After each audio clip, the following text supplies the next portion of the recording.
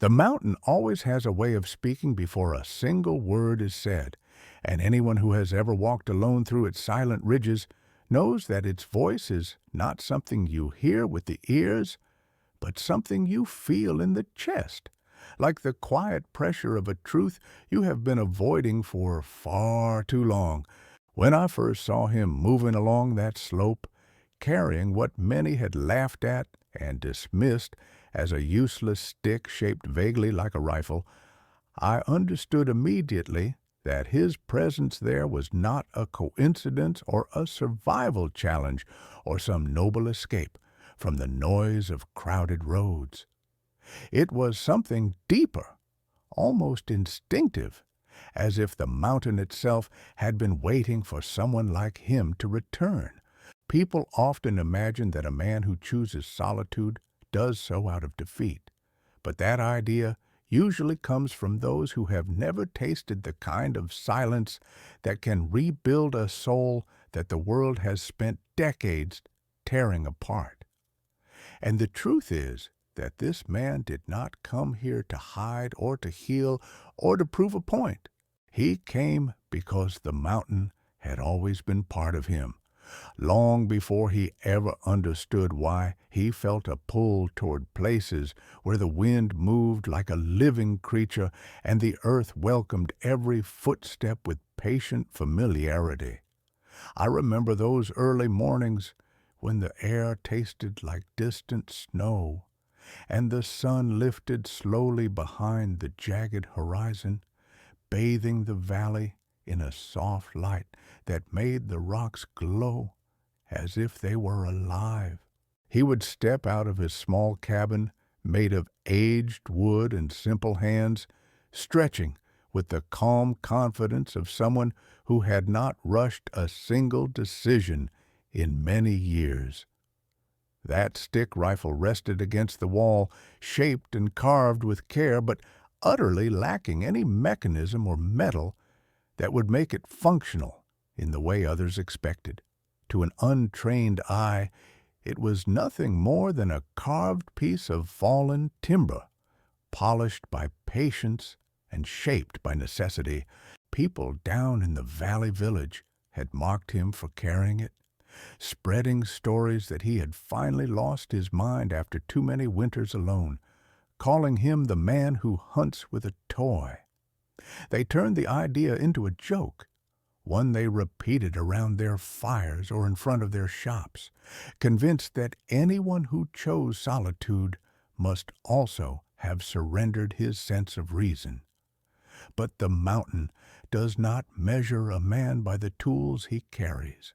It measures him by the way he walks on its spine, by the way he listens to its breathing, by the way he respects the creatures that dwell within its shadows. He never seemed bothered by their laughter. If he ever heard it, he carried no resentment. He understood something they did not. The stick rifle was not meant to imitate a weapon, and it was not intended to impress anyone.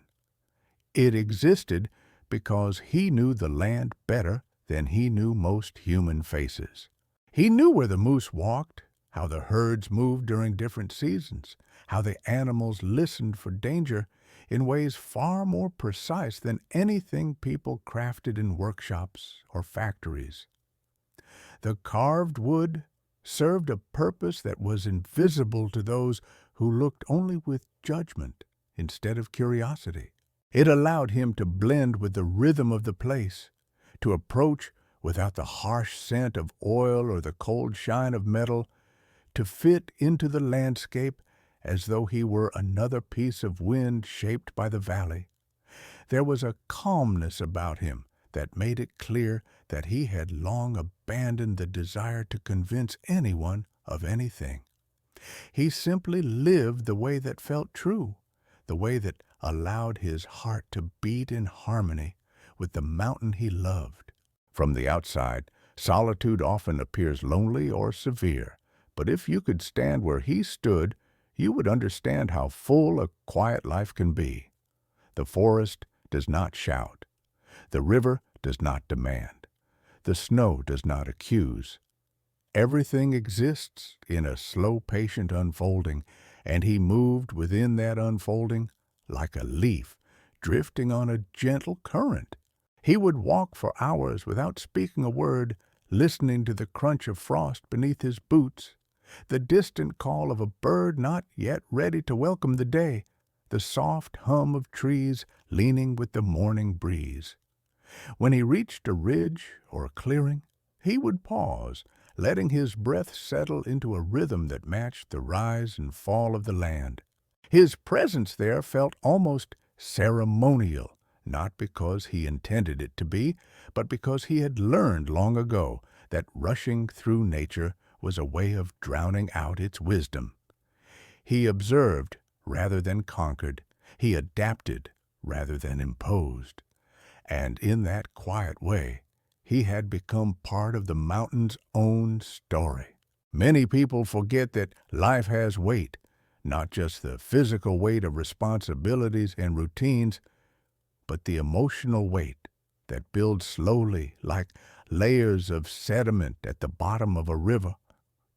He carried those layers once, everyone does, but over time he learned a truth that most people encounter only during moments of deep loss or unexpected change. The truth is that the world never stops adding weight, but the mountains offer a place where that weight becomes easier to understand, not lighter, not erased, but clarified. The stillness forces you to confront every thought you once buried behind noise and distraction. He embraced that confrontation willingly. Some might say that choosing such a life is an escape from reality, but they would be wrong. His isolation was not escape. It was connection, perhaps the most honest form of connection a person can have with themselves. And despite the simplicity of his days, he was not without memory or reflection. He had lived among people long enough to know how loudly they could speak without saying anything meaningful. He had listened to arguments filled with bitterness and misunderstandings, debates about things that only mattered because people had forgotten to let them go. He had spent years navigating crowded spaces where the sound of a dozen conversations at once made it impossible to hear your own thoughts. And when he finally chose to live here, high above the worry-soaked routines of the world, he did so not with the bitterness of someone turning his back on humanity, but with the relief of someone finally returning to where he always belonged. The mountain offered him a language that required no words, and he answered in silence, with steps steady and deliberate. Some winters, the cold would settle with such intensity that it felt like the air itself was made of glass. Frost would cling to every branch, every stone, every window frame of his cabin. Snow would pile against the door like a visitor too shy to knock. Yet he never complained. He welcomed the winter as he welcomed every season, with the understanding that each challenge hidden within it held something worth learning. When storms rolled across the peak, he would sit by the fire with a cup of steaming broth, listening to the wind swirl around the cabin. He knew the mountain was not trying to test him as much as it was reminding him that life is a constant exchange between comfort and hardship, and he valued both equally. People in the valley could not understand how someone could find peace in such solitude, especially with nothing but a wooden stick for what they assumed was his only defense or means of hunting. They would shake their heads and whisper stories about him, embellishing them with exaggerations until they sounded more like legend than truth. But legends, more often than not, are born from misunderstandings, and misunderstandings are born from distance. The farther people are from a person or a place, the more they fill the gaps with assumptions. He never filled gaps with assumptions. He filled them with observation, patience, and presence. And that is why, when the moment came and he stood quietly in the forest with that carved stick in his hands, no one who truly understood the land would have doubted what he was capable of.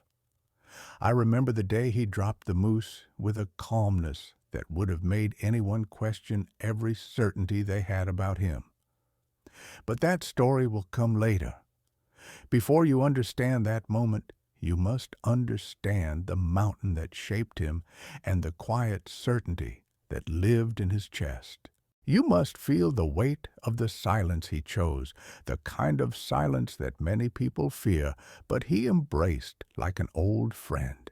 You must walk beside him in these early hours, feeling the cold bite gently at your fingertips and the slow rising warmth of the sun stretching itself across the land. Only then can you understand what the valley never did, what the laughter in the town failed to see, what the mountain understood all along. And as you listen to this story, I invite you to let yourself feel a bit of that stillness too. Imagine standing on that ridge with the breeze brushing your face. Imagine seeing the world without the noise that constantly fights for your attention. Imagine feeling the ground solid beneath your feet as if it has been waiting specifically for you. While you picture that place, tell me where you're watching from.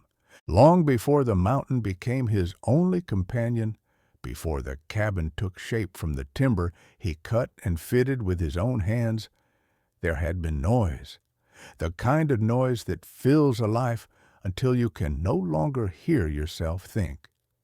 He had lived among people who woke before dawn to chase what they called progress, who measured every moment by how much it produced, who believed that stillness was the same as failure.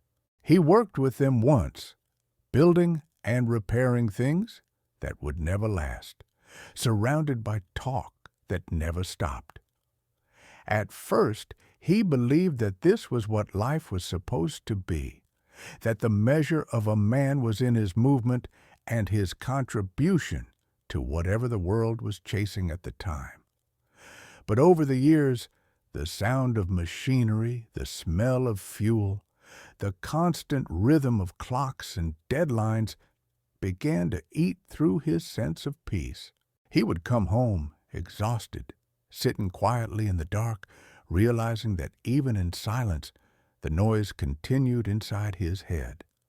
It was in that still moment that the first thought of leaving came to him, soft but certain, like the way snow begins to fall without anyone noticing until it covers everything. He had not been a man who gave up easily. For years, he tried to quiet the restlessness by changing things around him. He moved to smaller towns, took different kinds of work, tried to find pieces of wilderness during weekends. He spent his free days walking through wooded areas on the edge of the city, pretending they were enough. But every time he returned to the world of lights and voices and walls, the peace he had gathered during those hours slipped away as if it had never existed. He began to realize that the problem was not the people around him, nor the work, nor the places he lived. It was that his soul had outgrown all of them. There is a moment in every life when you can no longer fit into the shape the world expects of you, and if you ignore that moment, you begin to decay from the inside. He could feel that decay beginning, quiet but real, and he knew he could not afford to let it grow. It was an old friend who finally spoke the words that turned his thought into action. They were sitting by a river one evening, their boots wet from fishing, when his friend said something that stayed with him. "You've been trying to fix your life when all you really want is to start a new one." That night he could not sleep. The idea burned in his mind until it became undeniable. Within a month, he had sold what he could, given away what he didn't need, and left without telling many people where he was going. Some called it reckless. Others said it was selfish. But those who truly knew him saw the quiet in his eyes and understood that this was not running away. It was returning home. He carried little with him on that journey: a small pack with tools, some food, a knife, a length of rope, and a map that was more memory than paper. He had visited the mountain once before, years earlier, during a hunting trip that changed him in ways he didn't recognize at the time. He remembered the way the clouds wrapped around the peaks, the smell of pine and wet earth, the sound of his own breathing echoing off the stone. He remembered thinking even then that if ever the world became too heavy, this was where he would come to remember who he was. And so he did. The path was long and uneven, but each step felt like a release. By the time he reached the clearing where he would later build his cabin, he was no longer the man who had left the valley below. He was something quieter, slower, but stronger in ways that could not be measured. The first months were not easy. Solitude strips away everything unnecessary, and it does not do it gently. It tests your hunger, your patience, your endurance. It tests your mind most of all. There were nights when the wind pressed against the walls as if trying to break in. Nights when every sound in the darkness made his heart beat faster. There were mornings when the cold made his hands shake too much to light a fire. But slowly, the mountain began to teach him its rhythm. He learned how to move with it, not against it. He learned which trees to cut, how to store food without wasting, how to track animals without disturbing the balance. Every mistake became a teacher. Every hardship carved a new kind of strength into him. The stick rifle came later, born out of necessity and curiosity. He had brought an old gun with him when he first arrived, but one winter morning it froze beyond repair. Metal is unforgiving in the cold, and the mountain has a way of reminding you that reliance on fragile things often leads to disappointment. So, rather than mourn the loss, he began to experiment. He carved a piece of fallen wood into a shape that felt familiar in his hands, not to replace the weapon, but to remind himself that survival was not about possession. It was about adaptation. The stick rifle was not meant to shoot. It was meant to train his patience. It made him move slower, quieter. It forced him to rely on instinct rather than machinery. And in that stillness, he discovered a truth few hunters ever find. When you stop chasing, the world comes closer to you. He never saw the mountain as a challenge to be conquered. He saw it as a companion with moods and tempers and lessons hidden in every shift of weather. When storms came, he waited. When the rivers thawed, he gathered. When animals crossed the valley, he watched without interference.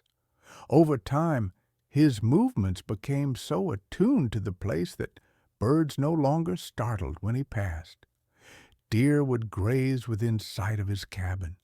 Even the foxes, clever and cautious, would follow his footprints in the snow, curious rather than afraid.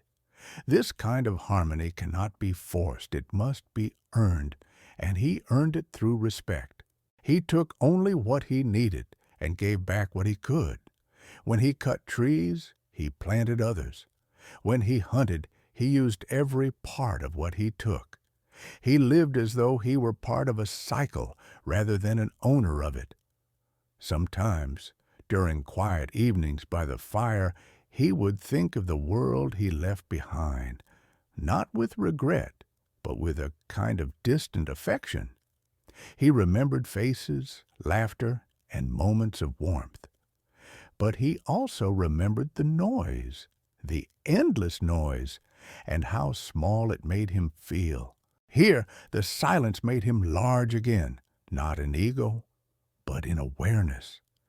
He could feel every change in the wind, every whisper of snow before it fell, every story written in the tracks that crossed the land. The longer he stayed, the less he felt like a visitor. The mountain no longer seemed like a place. It became an extension of his being.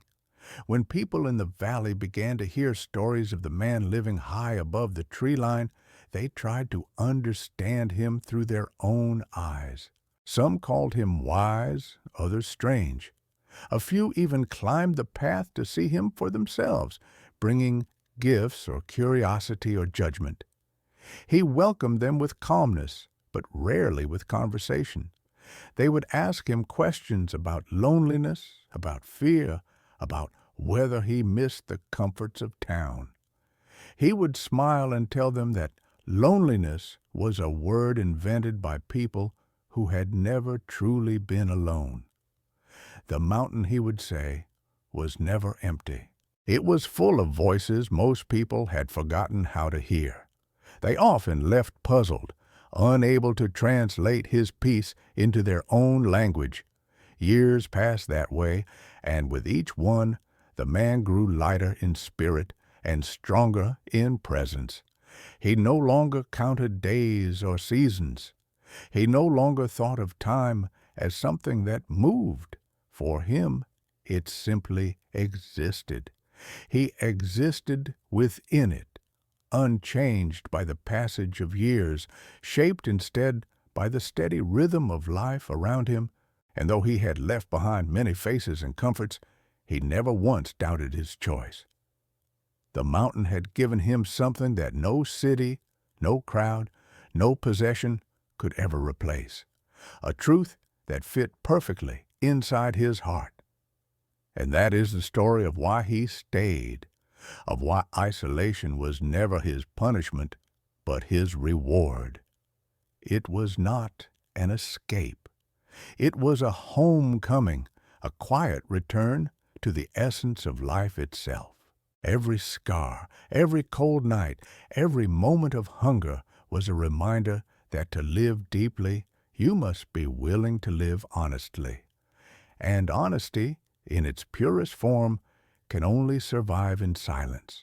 If you are still here, listening and walking through these words with me, take a moment to breathe in the idea that peace is not found by running toward more, but by learning to live with less. That is what he discovered on that mountain, and maybe that is what some part of you has been searching for too. And if this story speaks to something you feel inside, consider joining this journey by subscribing to the channel, so that the next time we walk through these wild and quiet places together, you will already know the way. Silence is not the absence of sound. It is the presence of everything that truly matters, stripped of the noise that hides it. The man had learned this truth through years of living where words had no real function and time had no edges. Each day began not with alarms or plans, but with the slow rising of light through the thin cracks of his cabin walls. The first breath of morning always tasted like cold pine, clean and sharp, and in that first moment before movement, he felt the pulse of the mountain through the floorboards. It was a kind of quiet conversation, one that required no language, only attention. He would rise without haste, stirring the embers from the night before, feeding the fire with small pieces of birch, until the room filled with warmth and faint golden light. His days followed no strict order, but they were guided by rhythm, the rhythm of the seasons, of the animals of his own body, which had long since synchronized itself with the slow heartbeat of the land. He had learned the value of small rituals. Every morning, before stepping outside, he would place his hand on the wooden frame of the door and listen. If there was wind, it meant the weather was changing. If the air was still, he could count on a clear sky. If the birds sang early, predators were far. If they were quiet, something was moving through the woods that did not belong. He had become a man who understood meaning in every small sign. Even his meals carried a sense of ceremony. He cooked simply: roots, dried meat, wild herbs, mushrooms gathered from the shaded hillsides. He would eat slowly, often without sitting, looking out toward the valley below, the world that once held him and now seemed as distant as a dream fading with dawn. His solitude was not loneliness. It was awareness stretched wide, touching everything around him without needing to possess any of it. The days passed in steady labor, but the work was never a burden.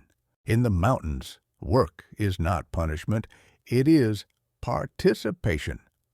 To gather wood is to join the rhythm of decay and renewal. To hunt or fish is to honor the endless exchange between life and hunger. To build or mend something is to acknowledge impermanence and respond with care. He found satisfaction not in finishing things, but in doing them well. A wall repaired against the wind, a snare adjusted, a roof patched with bark.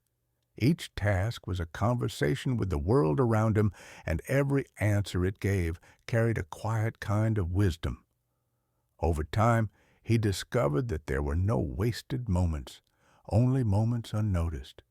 Sometimes, when the weather was kind and the air still, he would walk higher up the ridge, past the line of fir trees where the snow lingered longest.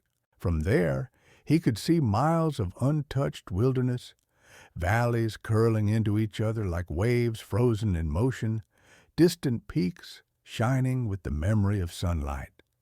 He often sat there for hours, his hands resting on his knees, eyes half closed, listening to the faint hum of wind weaving through the rocks. Thoughts would come and go like clouds drifting across the sky, and he let them pass without chasing any of them.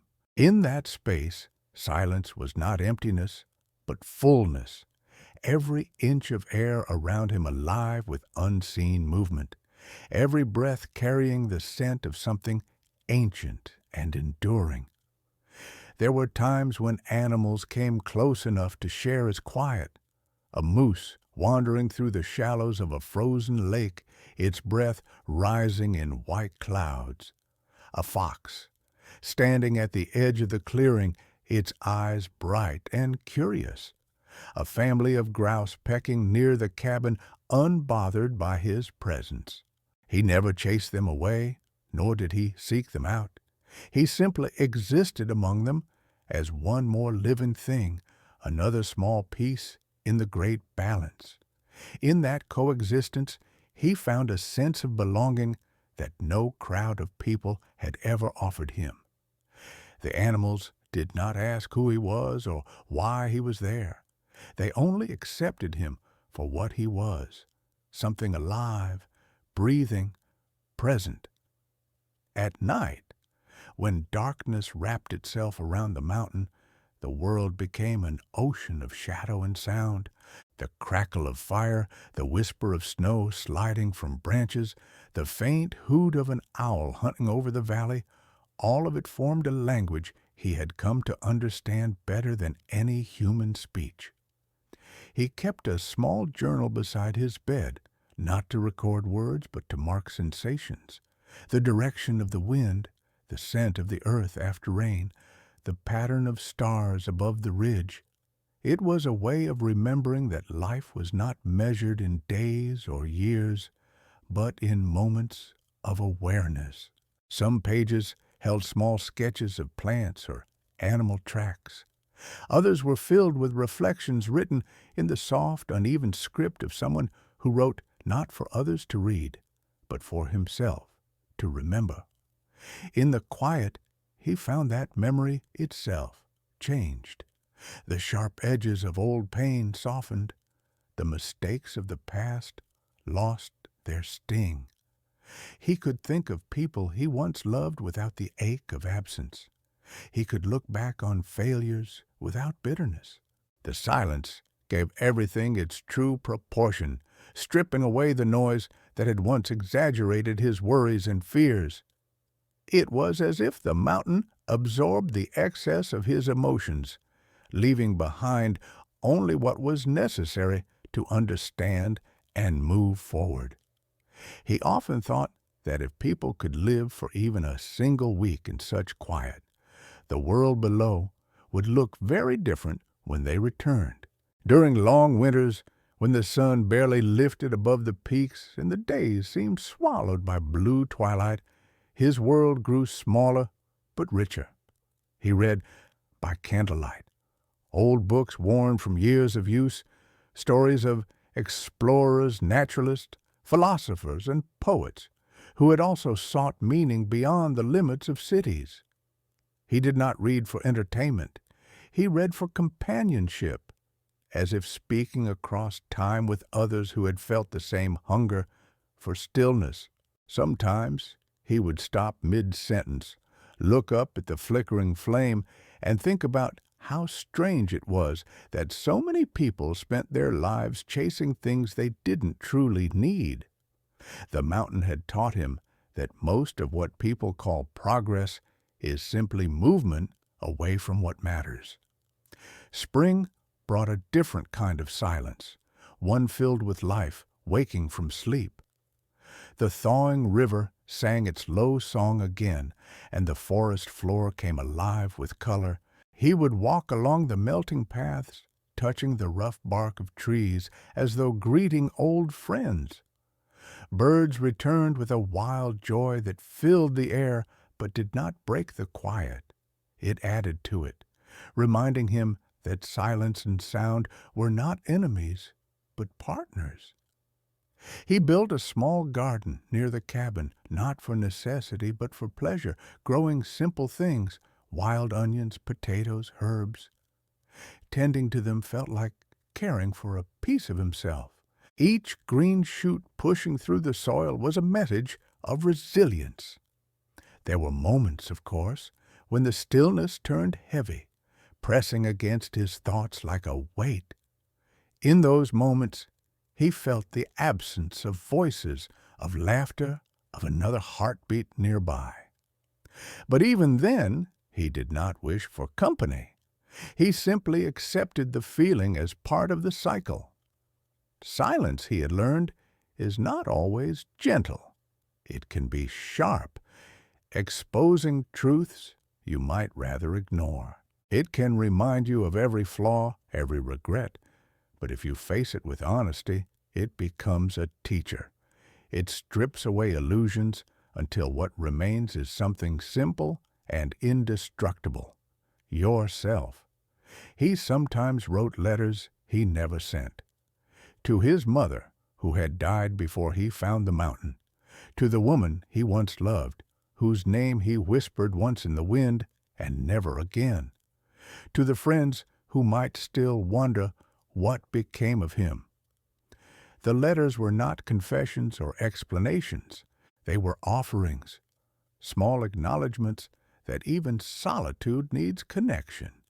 Even silence needs to be shared, if only with the air. He would write them carefully, fold them once, and place them in a tin box near the window. Maybe someday someone would find them, but that was not the point.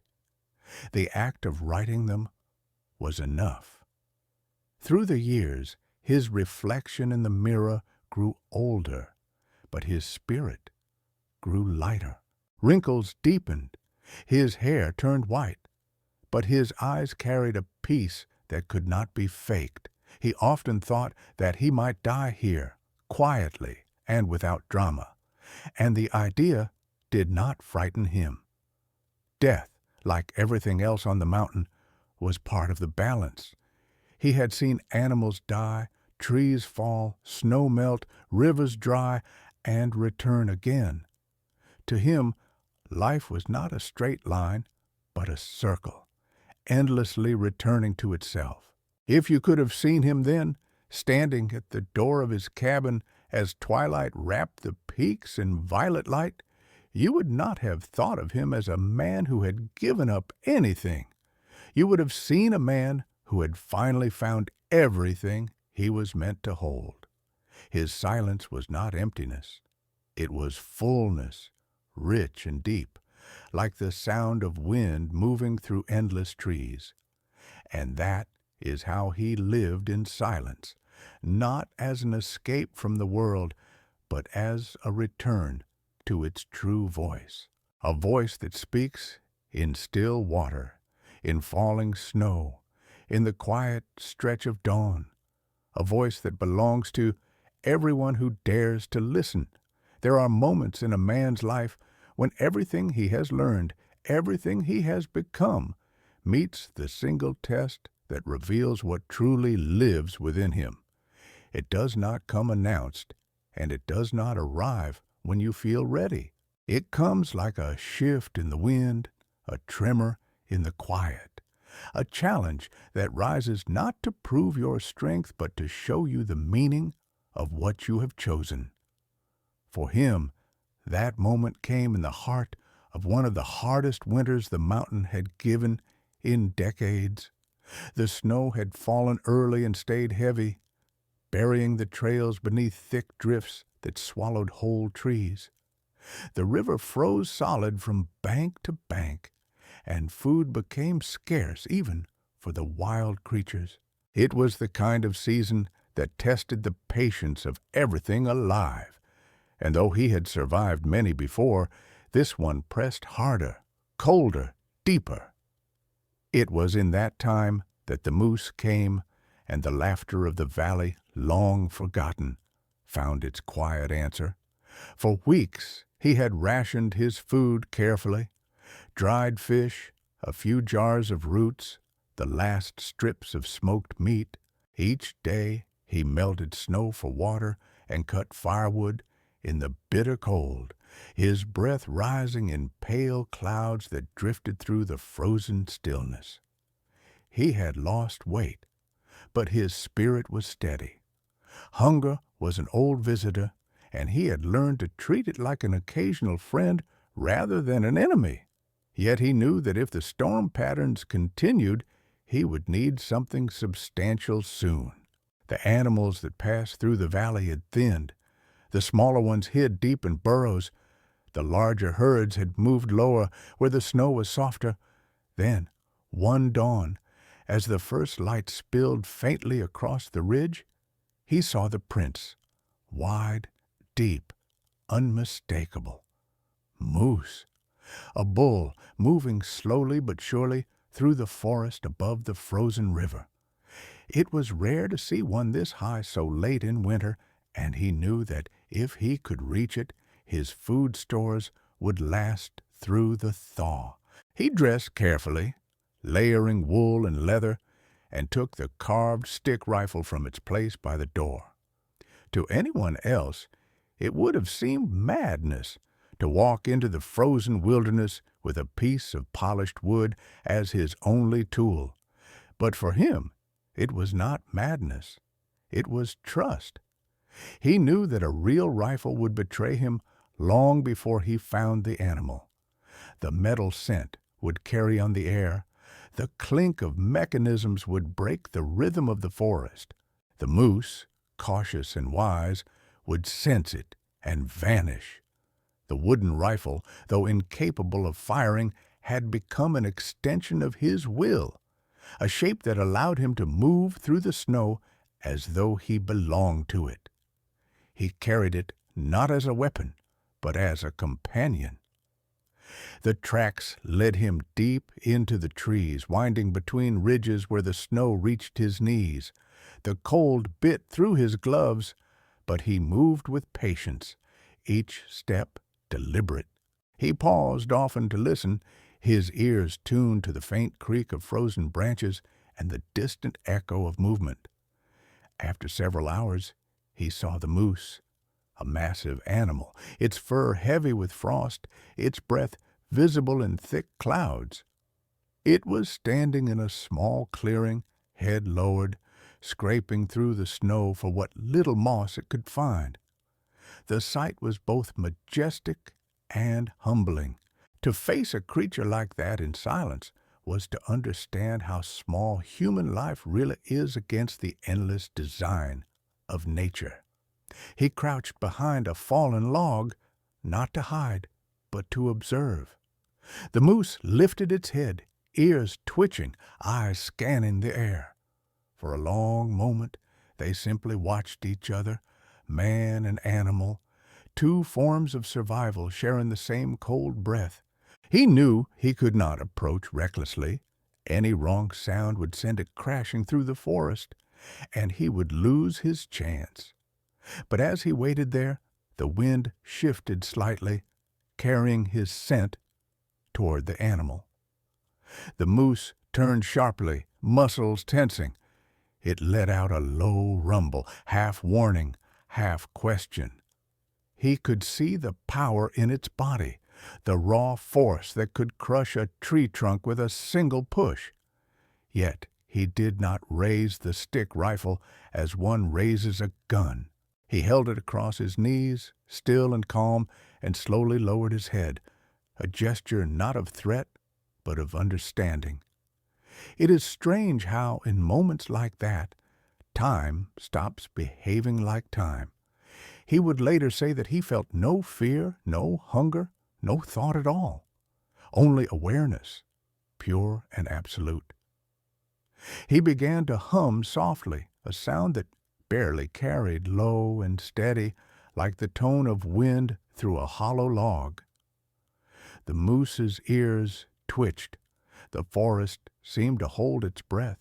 The sound was something he had learned from his father, who used to hum while working with wood, a rhythm that calmed animals when they grew restless in the fields. Slowly, he rose to his feet, keeping his movements smooth, his eyes never leaving the moose. In one hand, he held the stick rifle, in the other, a length of cord he had carried for months.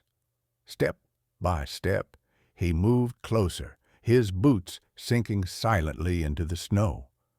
When he was within 10 paces, the moose snorted and stamped, testing him. He could see the tension in its frame, the wild intelligence behind its gaze. Then something unexpected happened. The animal took a half step forward, not in aggression, but in curiosity. It was as though it sensed no threat, only presence. In that instant, a large clump of snow slid from a nearby branch, crashing between them with a muffled thud. The moose startled, its head jerking up, muscles coiling to run, and that was when instinct, patience, and countless seasons of silent observation converged. He threw the cord, a simple hand-woven loop weighted at one end, and it found its mark around the animal's front leg. The moose stumbled, its balance breaking, and in its fall against the frozen ground, it struck its neck sharply on a hidden stump beneath the snow. The sound was brief, final. The mountain went silent again. He stood there for a long while, breathing heavily, the stick rifle still in his hands. He had not fired a shot.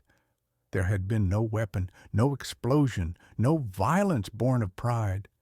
The mountain had chosen the outcome. The moose had fallen not because he had hunted it, but because he had listened long enough to know how to move within the mountain's laws. He knelt beside it, placing a hand on its thick fur, whispering a quiet thank you that only the trees heard. The warmth of life still lingered beneath his palm, and he felt a heaviness that was not guilt, but reverence. To take life from the land was never triumph. It was participation in the oldest agreement there is, that all life feeds life. He spent the rest of the day working silently, using every part of what the animal had given him. The meat he preserved with salt and snow. The hide he stretched carefully to dry. The bones he set aside for tools, the sinew for repair, the antlers for carving. Nothing was wasted. By nightfall, he was exhausted, his body aching, but his heart carried a quiet satisfaction. In the cabin, as the fire crackled and the smell of roasted meat filled the air, he looked at the stick rifle leaning against the wall and smiled. The laughter of the valley people seemed like a distant echo now, carried away by years and wind. They had mocked what they did not understand, but he no longer needed them to. The mountain had seen. The mountain had answered. In the days that followed, he reflected often on what had happened. It was not the kill itself that stayed with him, but the lesson it revealed. The world had taught him once that strength was about force, about control, about mastering things. The mountain had taught him that real strength was patience, humility, and listening. That every creature, every gust of wind, every shift of snow carried a message if you were quiet enough to hear it. He realized that the stick rifle had become something greater than its form. It was a reminder that even in a world obsessed with power, the purest form of mastery is harmony. When spring finally broke through the snow and the river began to sing again, he carried the stick rifle to a high ridge above the valley. From there, he could see the vastness of everything that had kept him alive. The mountains stretched endlessly, their peaks touching the clouds like thoughts reaching beyond words. He planted the rifle upright in the ground, letting it stand as a marker not of victory, but of understanding. Wind brushed through the valley, carrying the scent of pine and thawing earth. He closed his eyes and listened, not for the voices of people, but for the voice of the mountain itself. It said nothing, but he understood. And so the story spread, as stories always do. The villagers heard whispers of what had happened, though no one could quite agree on the details. Some said he had brought down a moose with magic, others that he had trained the animal to fall at his command. But those who had seen the man before, those who had looked into his calm eyes and felt the quiet in his presence, knew there was no trick, only truth. They stopped laughing. Some even began to visit, hoping to learn what he knew. He welcomed them kindly, though he warned that what they sought could not be taught in words. It could only be found in silence. He lived many more seasons after that. But the moment with the moose became a turning point, not because it changed the way others saw him, but because it completed the circle he had been walking all his life, from noise to silence, from seeking to understanding, from isolation to belonging. The mountain had not tested him. It had revealed him to himself. If you are still here, listening to this story and feeling the calm beneath its surface, remember that sometimes the things others mock in you are the very things that hold your truth. The world will always laugh at what it cannot understand, but the mountain never laughs. It listens. It waits for you to do the same. And if stories like this one speak to you, if you find a bit of your own reflection in the quiet strength of that man, I invite you to subscribe to the channel and keep walking with us through these wild, silent places where truth still lives in the wind. It is said that a man who spends too long in silence forgets how to speak, but that is not true.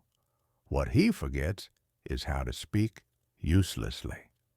The words he keeps are chosen with care, shaped by purpose, softened by understanding. Over time, he had come to realize that the world below, for all its movement and invention, had become afraid of silence, as though quiet were something to be defeated rather than embraced. From his cabin window, he would sometimes watch the valley far below, a thin line of smoke or faint glimmer of light marking the small town he once knew. It looked peaceful from a distance, but he knew that inside those houses the same restlessness that once lived in him still stirred in others, people chasing something they could never quite name, filling every empty space with noise, mistaking distraction for living. He thought often about how strange it was that people had so much and still felt so little. He had once believed that progress meant improvement, that comfort was the measure of success. But the mountain had shown him that comfort is not the same as peace, and progress without understanding only deepens confusion. Down there, the world moved faster each year, machines multiplying, voices growing louder, screens glowing through every window. People built their lives around the illusion of connection, but the more they connected, the lonelier they seemed to become. They spoke of freedom while depending on things that bound them. They spoke of truth while fearing silence, where truth actually waits to be found.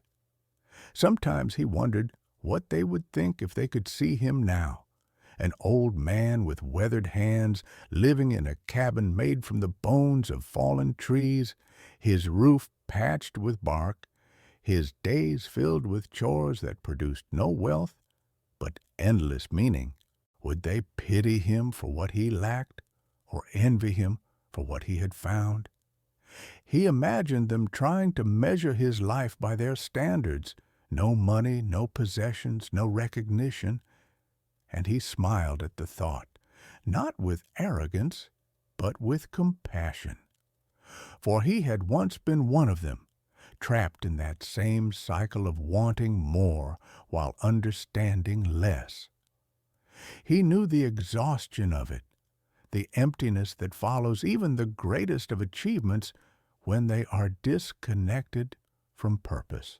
The mountain had cured him of that hunger by giving him a different kind of fullness, one that had nothing to do with possession and everything to do with presence. He began to think of humanity as a species that had forgotten how to listen. The earth spoke constantly, through the wind, through the rivers, through the way plants turned toward light and animals moved with the seasons. But people no longer listened. They interpreted, extracted, conquered, rearranged. They wanted to shape the world rather than be shaped by it, and yet every time nature answered back, with storms, droughts, floods, they called it disaster, never realizing that the mountain, the forest, the sea were simply speaking in their own ancient tongue. Up here, surrounded by silence, he had learned to hear that language again. It was not a language of punishment or reward. It was a language of balance. The mountain gave and took, offered and reclaimed, always maintaining a rhythm that people below had long abandoned. There were moments when he wondered if perhaps he should go down one last time, not to stay but to see how the world had changed. He imagined walking through those streets again, hearing the rush of cars, seeing faces lit by devices instead of firelight. But even as the thought came, he felt the weight of it leave him. He no longer belonged there, not because he rejected humanity, but because his way of seeing had changed so completely that returning would be like stepping into a dream he had already awakened from. The silence had become not only his refuge, but his truth. To leave it would be to lie to himself, and he had made peace long ago with never lying again, not even for comfort. He thought of truth often, sitting by the fire as the light danced on the walls. What was truth, after all? For him, it was not a set of rules or beliefs. It was not even knowledge. Truth was presence, the willingness to face life exactly as it is, without disguise, without demand. When it rains, you accept the rain. When it snows, you accept the snow. When hunger comes, you learn what it means to be alive in its shadow. When abundance comes, you take it with gratitude, not greed. Truth was the quiet alignment between the world within and the world without. And though few words were ever spoken in his cabin, truth was everywhere, in the grain of wood, in the smoke rising toward the roof, in the rhythm of his breath. He once carved a piece of driftwood he found near the river into the shape of an open ear and placed it above his door. It was a reminder to himself to keep listening to the land, to the wind, to his own heart. He had learned that listening was not about waiting to reply. It was about allowing something else to exist fully in your awareness. The valley people had mocked him because they had forgotten how to listen. But the mountain had never mocked him. It had listened with him, and together they had found a kind of companionship that words could never create. As the years passed, his reflection deepened into philosophy, though he never thought of himself as a philosopher. He simply observed what life showed him and allowed meaning to settle naturally. He came to see that every human carries two lives, the one they live and the one waiting to be lived. Most never meet the second because they are too afraid to lose the first. But when you strip away everything that does not matter, the second life reveals itself like the clearing that appears after fog. He often wondered how many people were still trapped in their first life, clinging to things that kept them from truly living. He realized, too, that solitude had not made him less human, but more. It had taught him empathy in its purest form, because when you live long enough without other voices, you begin to hear the voices in everything. He could feel the fatigue of an old tree ready to fall.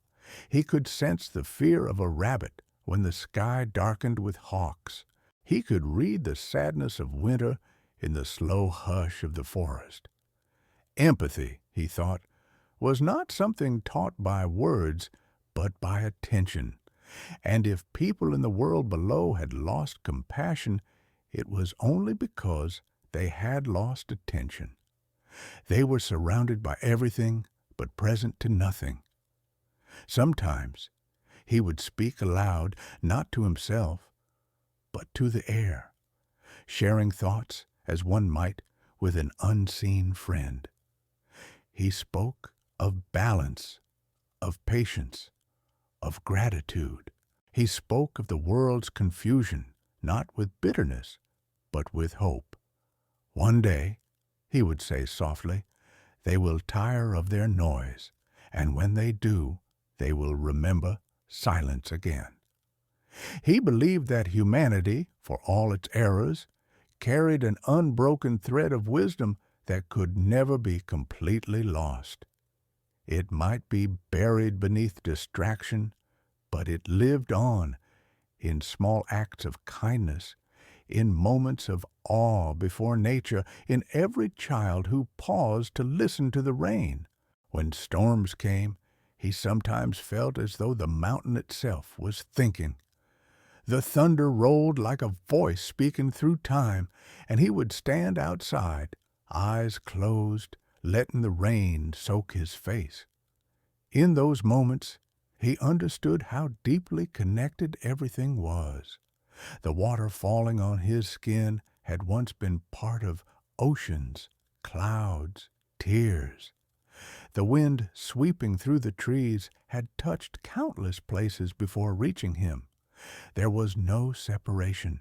The illusion of separateness, he thought, was humanity's greatest mistake. Everything fed everything else. To harm one thing was to harm all. To love one thing deeply was to heal 1,000 unseen wounds.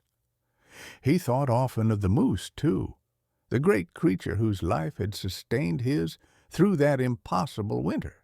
Sometimes, on quiet evenings, he would see another bull in the distance and feel a strange sense of recognition, as though a fragment of the one he had taken still lived on in those eyes. The mountain, he realized, remembered everything, every step, every choice, every breath became part of its long memory. And if the mountain could remember without bitterness, then so could he. Forgiveness was not about erasing, it was about understanding that nothing ever truly ends. The older he grew, the more he saw himself not as separate from the mountain, but as one of its thoughts, one ripple in its endless rhythm. He did not seek immortality. He sought continuation, the quiet knowing that when his body returned to the soil, the mountain would take him back into its story. His bones would feed the roots. His cabin would fall, and its wood would return to the forest floor. The stick rifle, standing now on the ridge, would decay into the earth, and in some future spring a sapling would rise from that spot, tall and green.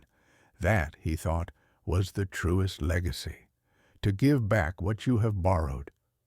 When he looked toward the valley again, he did not feel superior, only grateful. The people below lived their own lessons, just as he lived his. The mountain was not for everyone, nor should it be, but he hoped that someday more of them would find their own still places, wherever they might be. A park, a riverbank, a moment of quiet before dawn. He hoped they would rediscover what he had found, that peace is not a place but a practice, that solitude is not loneliness but clarity, that to live fully one must stop running from silence. If you are hearing this now, wherever you are, pause for a moment and feel the weight of your own breath. Let the noise of your world fade just enough to hear the smaller sounds, the hum of your space, the rhythm of your heartbeat, the life that still moves around you. That is the same silence he found, waiting for anyone willing to listen. And if these words remind you of something you once knew but forgot, something simple and essential, then let this story stay with you a while. And if you wish to walk further into these mountains with me, to listen to more of what the silence teaches, you can subscribe to the channel so that when the next story rises like dawn over the ridge, you will already be waiting. In the final years of his life, time began to lose even the faint structure it once had. The seasons still came and went. The sun still rose and fell, but for him, the difference between one day and another no longer held meaning. He woke when the mountain stirred, slept when its silence deepened, and moved according to needs so simple that they could hardly be called routines. His hair had turned the color of snow. His hands bore the marks of a lifetime shaped by wood, wind, and cold, and yet his eyes remained bright, calm, steady, and filled with the quiet curiosity that had carried him through every challenge. He no longer thought of survival as something separate from living. It was all one thing, an endless exchange of breath between himself and the mountain. The winters had grown gentler in recent years, though he was not sure whether it was the mountain softening or his body learning how to endure. He felt the cold more deeply now, in his bones, in his breath, but he welcomed it, as he always had, without complaint. His cabin had become smaller, not in space, but in necessity. He used only what he needed, mended what could still serve, and let go of what could not. His tools were old, but his hands still remembered their weight. Each time he worked, he felt as though he were completing a circle begun long before he was born, one that would continue long after he was gone. Sometimes he would sit by the river and listen to the ice melt, each crack and drip marking the passage of time in a language only silence could translate. He thought about how every moment in his life had been guided by the same quiet truth, that peace does not arrive from outside but grows within when all else is stripped away. He remembered the laughter of the valley, the noise of machines, the faces blurred by haste. He remembered his younger self, restless and uncertain, searching for meaning in places that could never hold it, and he felt no bitterness, only gratitude. Every misstep, every failure, every moment of pain had been a guidepost leading him here. Even the mocking voices, the ones that called his rifle a stick and his solitude madness, had unknowingly pointed him toward freedom. He thought often of legacy, not in the way the world defines it as monuments or memory or fame, but as continuity. To him, legacy was not about being remembered. It was about being returned. Every breath he exhaled, every seed he planted, every story he whispered to the wind was already becoming part of something larger. He saw his legacy in the saplings sprouting near his cabin, in the foxes that nested beneath his porch, in the way the earth slowly reclaimed his footprints after every walk. He understood that to live well is to leave quietly, to vanish into the landscape you loved until even your name becomes unnecessary. There came a time when his strength began to wane. Tasks that had once been simple, gathering firewood, carrying water, repairing a roof, now demanded long pauses and deep breaths. Yet he did not fight against age. He greeted it as he had greeted every other visitor, with calm respect. He found new rhythms to match his slowing body. When chopping wood became too heavy, he used smaller pieces and burned them carefully. When walking, long distances grew tiring. He sat more often and let the mountain come to him through its shifting light and sound. The forest, in its quiet way, seemed to adapt with him. The animals grew bolder. The trees dropped branches closer to his door, as if the world itself was helping him endure. He had no fear of death. He had seen it so many times in the cycles around him that it no longer appeared as an end, but as a transformation. He had watched leaves fall and feed the soil that gave life to spring. He had seen carcasses picked clean by the cold and the crows, returning their strength to the circle. He had even once buried a small fox that had frozen in a storm, wrapping it gently in bark and moss, whispering a thank you for its brief presence. Death, he realized, is not the opposite of life. It is its completion. And so, when he felt his body begin to tire beyond recovery, he accepted it as part of the same rhythm that had carried him through every sunrise and snowfall. It happened in the heart of a late autumn, when the days were growing shorter and the air smelled of wood smoke and frost. He woke one morning and knew, without needing to think, that his time was near. There was no fear, no urgency, only peace. He lit the fire, brewed a small pot of tea, and stepped outside as the first light touched the peaks. The world was impossibly still. The sky was clear, the river thin and glassy. He walked slowly toward the ridge where the stick rifle stood, its wood now weathered and silvered by years of wind and snow. He placed his hand on it, feeling the smooth grain beneath his fingers, and smiled. It had never fired a single shot, yet it had carried him through everything that mattered. It was not a weapon, but a symbol, a promise that life could be lived without aggression, without noise, without the need to prove anything. He sat there for a long time, looking over the valley, the same valley where people still lived, where smoke still rose from chimneys, where laughter and arguments and ambition still echoed. But from here it all looked softened, forgiven. He thought of them not with distance but with closeness, as if his silence were big enough to hold them too. He hoped that someday one of them might wander far enough up the mountain to find what he had found. Not the cabin, not the rifle, not even his footprints, but the feeling that had guided him all along, the peace of belonging exactly where you are. As the sun climbed higher, he closed his eyes and let the warmth rest on his face.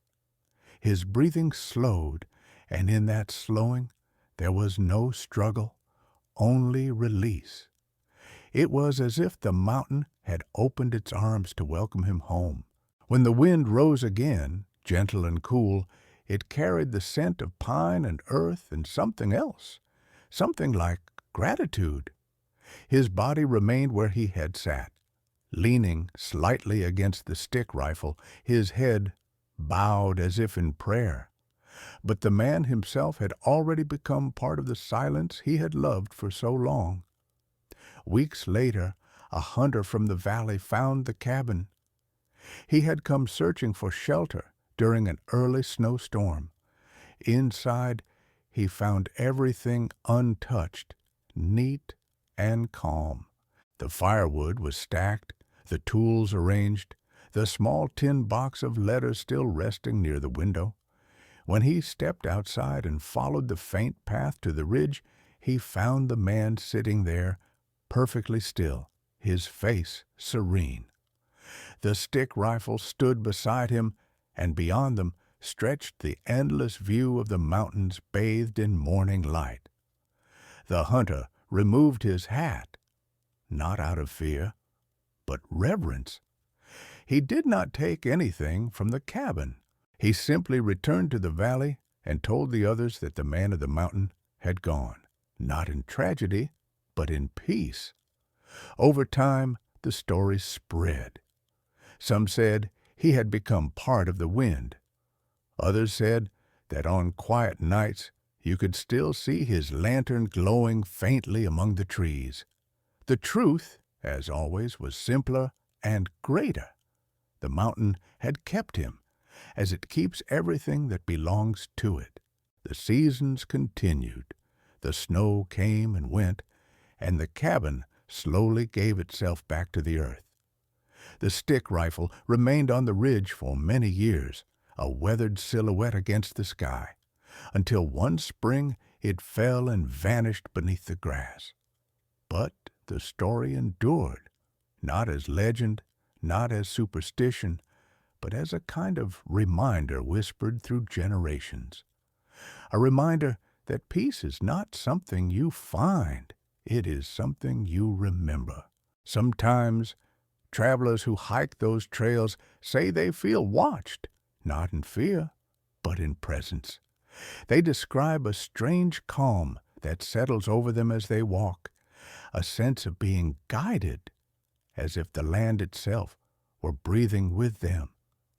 Some even claim that when the wind moves through the trees at dusk, it sounds like humming, a low, steady tone that rises and fades, gentle as a memory, and those who know the story smile, for they understand.